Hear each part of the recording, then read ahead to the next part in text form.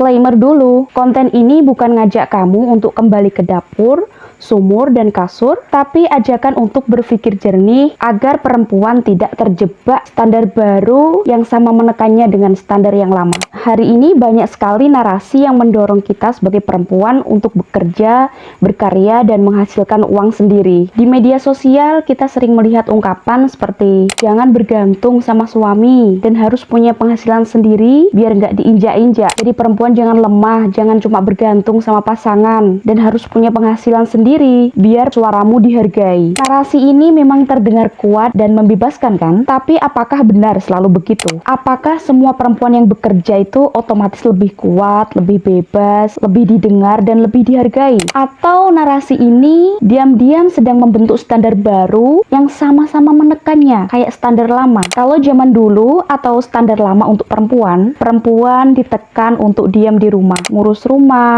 anak. Sekarang perempuan ditekan untuk terus produktif secara ekonomi, harus punya penghasilan sendiri, harus bisa mandiri secara finansial. Perempuan yang tetap memilih di rumah, misalkan mengasuh anak, mengurus keluarga, atau mengabdikan diri lewat kerja-kerja domestik, ya oleh masyarakat atau bahkan keluarga, itu lebih sering dianggap sebagai nggak produktif, nggak mandiri, nggak berdaya, nggak berkontribusi. Padahal yang disebut berdaya itu bukan cuma yang menghasilkan uang. Perempuan yang merawat anak dengan cinta, membangun keluarga yang sehat, menjaga kesehatan mental keluarganya, bahkan memperjuangkan nilai-nilai hidup di tengah masyarakat yang kacau balau kayak sekarang ini, ya aslinya mereka juga sedang bekerja. Mereka juga sedang berkontribusi dan berdaya. Sejatinya perempuan atau manusia pada umumnya lah memang butuh aktualisasi diri. Perempuan juga manusia utuh, punya potensi, punya hasrat intelektual, keterampilan, dan mimpi. Mereka ingin berkontribusi, ingin merasa eksis sebagai individu, bukan hanya sebagai pelaku dalam peran domestik semata. Bekerja dan berkarya bisa menjadi salah satu jalan aktualisasi itu. Ya, bukan semata soal uang, tapi soal kebermaknaan hidup. Tapi sayangnya, sistem hari ini sering memelintir keinginan luhur perempuan untuk aktualisasi diri itu menjadi jebakan. Misalnya ya,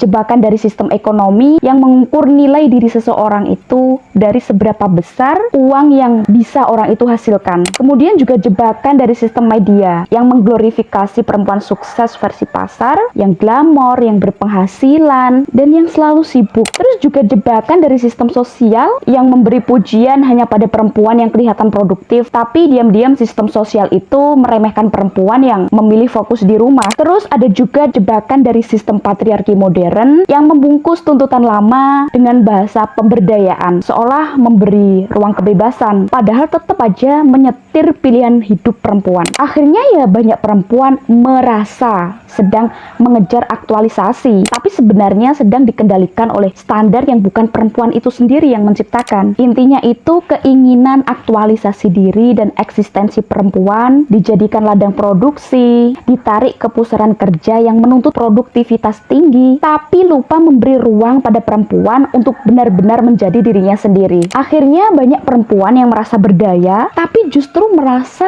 makin kehilangan dirinya, makin sulit mengenali apakah yang mereka kejar itu adalah bentuk dari aktualisasi sejati atau cuma sedang mengejar ekspektasi sistem yang kurang atau bahkan nggak manusiawi itu. Narasi pemberdayaan perempuan nggak boleh berhenti hanya pada ajakan, yuk kerja biar nggak bergantung, yuk kerja biar nggak diremehkan, ayo kerja biar suatu saat kalau orang yang kita gantungi udah nggak ada, kita bisa tetap berdikari. Kita perlu bicara lebih dalam soal apa makna bekerja bagi perempuan. Apakah semua perempuan punya ruang, waktu, dan pilihan yang adil dalam menentukan hidupnya? Dan yang paling penting, bagaimana kita bisa memperjuangkan sistem yang menghargai semua jenis dan bentuk kerja, baik kerja produktif maupun reproduktif, kerja publik maupun kerja domestik. Supaya apa? Ya supaya yang diagung-agungkan, yang dibangga-banggakan, yang diapresiasi, yang dianggap sebagai produktif dan kontribusi, itu bukan hanya mereka yang melakukan pekerjaan yang dapat diuangkan saja. Sehingga mereka yang bekerja di ruang-ruang domestik seperti mengurus keluarga, mengurus rumah, mengurus orang tua, mengurus anak-anak yang masih kecil, di mana mereka nggak sempat bekerja dan mendapatkan penghasilan, terus akhirnya kontribusi mereka nggak dianggap dan diremehkan. Itu kasihan banget.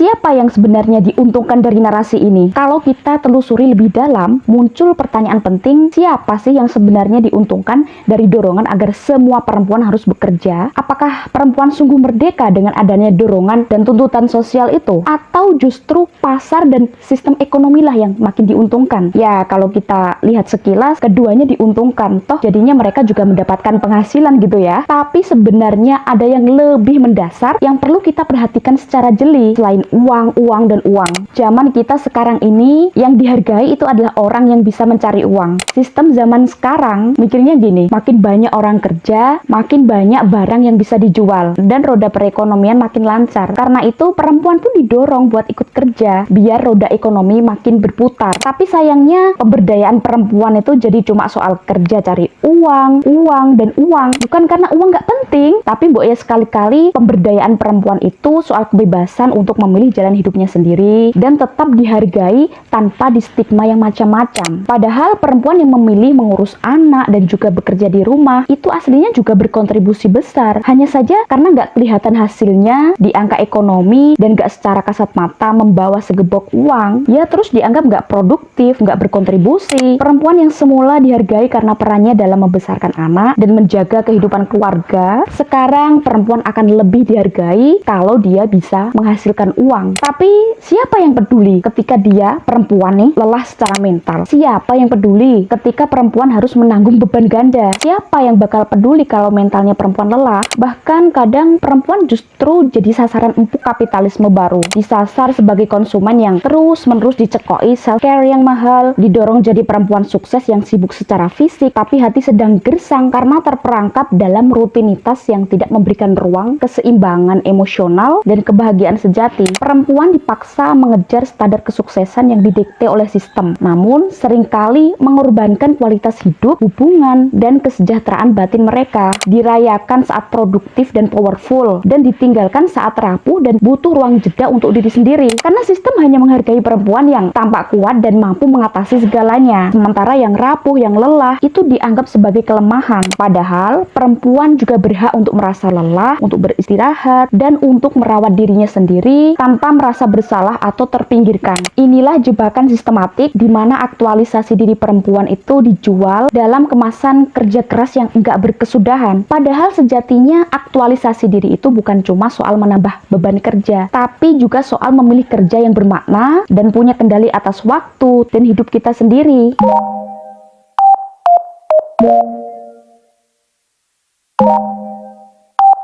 Sebenarnya kalau aku merenungkan dan membahas isu-isu perempuan yang kayak gini itu rasanya udah berat. Membayangkannya aja itu udah berat, apalagi praktik langsung gitu. Pasti capek banget secara fisik dan mental. Ya udah, sekarang saatnya mari kita mempertanyakan ulang. Kalau bukan sekedar bekerja demi uang, lalu apa arti berdaya bagi perempuan? Berdaya adalah saat perempuan bisa memilih jalan hidupnya tanpa tekanan sistem. Berdaya adalah ketika perempuan bisa hadir penuh di ruang publik maupun domestik dan tetap diakui martabatnya. Berdaya adalah saat potensi intelektual, emosional, dan spiritual perempuan bisa tumbuh tanpa harus selalu dikomersialisasi, dijadikan bisnis, dijadikan iklan produk yang bisa dijual. Artinya perempuan yang memilih tinggal di rumah, mengurus anak, berkebun, tetap bisa disebut berdaya, asal itu pilihannya sendiri, asal dia tidak ditinggalkan, tidak diremehkan, dan tidak disingkirkan peran dan kontribusinya. Dan sebaliknya,